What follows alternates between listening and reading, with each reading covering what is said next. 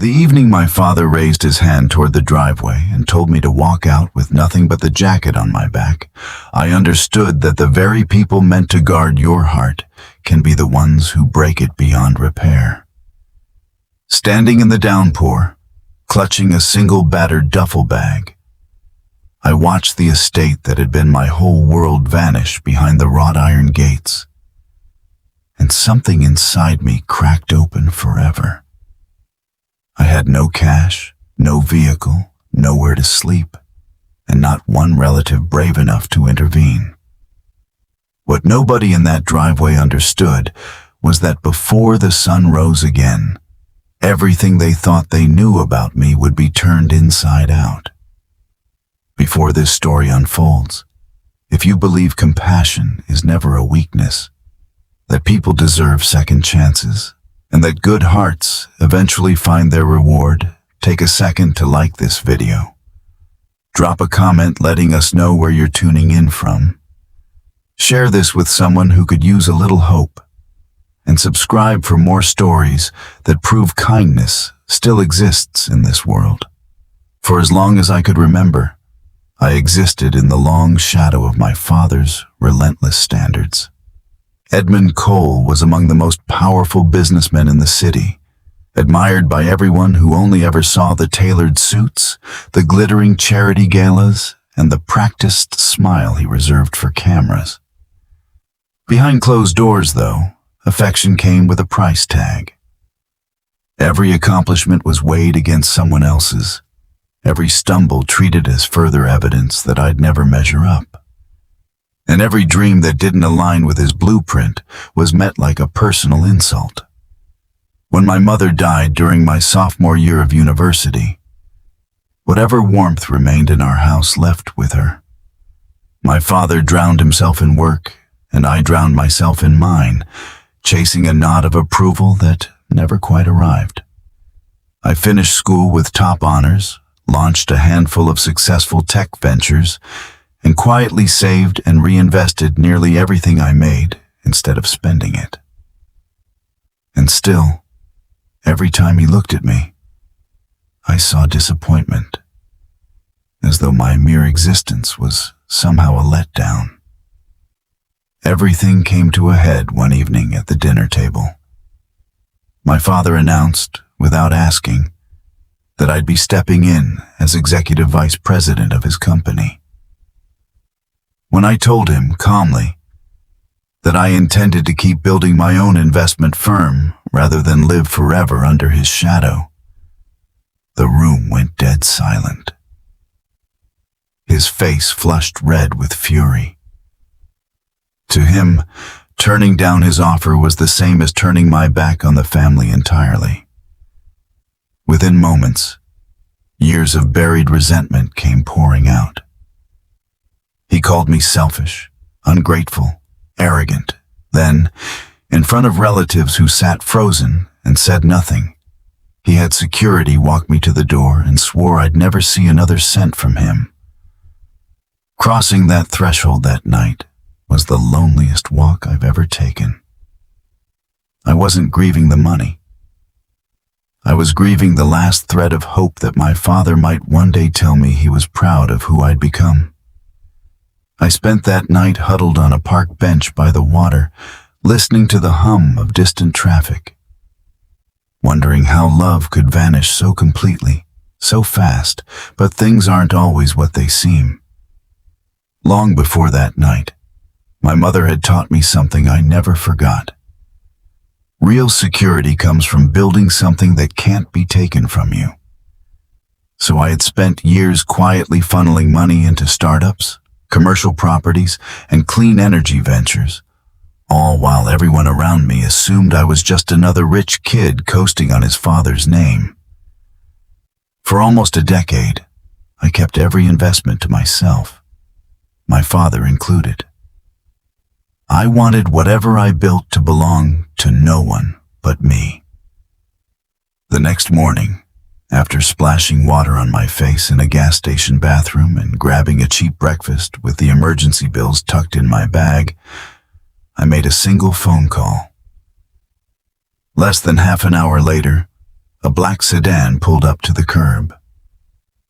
The driver greeted me by name and passed me a leather folio holding a set of keys, a stack of legal papers, and a handwritten letter from my mother's estate lawyer. My mother had understood my father better than any of us. Years before she died, she'd quietly moved a portion of her personal fortune into a trust that would only pass to me once I'd proven I could stand on my own 2 feet, without leaning on anyone. As the car wound up into the hills above the city, my pulse quickened with every turn. Towering gates swung open to reveal a sprawling property lined with centuries-old trees, cascading fountains, and gardens that stretched beyond the horizon. A sprawling coastal villa rose against the morning light, its glass windows catching the sun as it overlooked the sea. This wasn't just a house. It was worth close to $28 million, and it was mine. Free and clear. I stood in the driveway, unable to move. Not because of what it was worth, but because my mother had believed in me long before I ever believed in myself. Inside, another letter waited for me on top of the piano. Reading her words felt like being wrapped in her arms one last time. She'd written that true wealth was never about a bank balance, but about kindness, humility, and the strength to stay gentle even after being wounded. She hoped I'd never use my success to make anyone feel small, the way my father so often had. Those words rearranged something in me. Instead of chasing revenge or living large, I turned the property into something that mattered. One wing became a scholarship program for kids who'd lost a parent. Another turned into transitional housing for families fleeing abuse. Local small business owners were given free workspace to get their ideas off the ground. Room by room, a house built on luxury became a place built on opportunity. Word spread quicker than I ever expected. Local papers wrote about the anonymous young philanthropist reshaping the city. News crews asked for interviews. Community leaders spoke highly of what the foundation was doing. My name stopped being tied to inherited money and started being tied to generosity instead. Eventually, word reached my father. Months later, on a quiet afternoon, he showed up at the gate alone. Gone was the confident executive who believed money fixed everything. He looked worn down, smaller somehow, tired in a way I'd never seen. Standing in front of the son he'd cast aside, he finally saw what my mother had always known. That my real strength was never ambition, it was compassion. He didn't need a rehearsed apology. The tears in his eyes said everything words couldn't. For the first time, I understood that forgiveness doesn't undo the hurt. It just stops the hurt from steering the rest of your life. I let him in, not because he'd earned it, but because holding on to that anger would have only kept me locked up too. Years passed, and thousands of families walked through those same gates looking for a fresh start and left believing tomorrow could be different. Every scholarship handed out, every family sheltered, every dream given a second chance became proof that the real inheritance my mother left behind wasn't a $28 million estate. It was the courage to choose kindness when resentment would have been so much easier. Before you go, if this story reached you, take a second to like this video. Share it with someone who needs a little hope today. Leave a comment below and subscribe so we can keep bringing you stories that remind us love outlasts hate.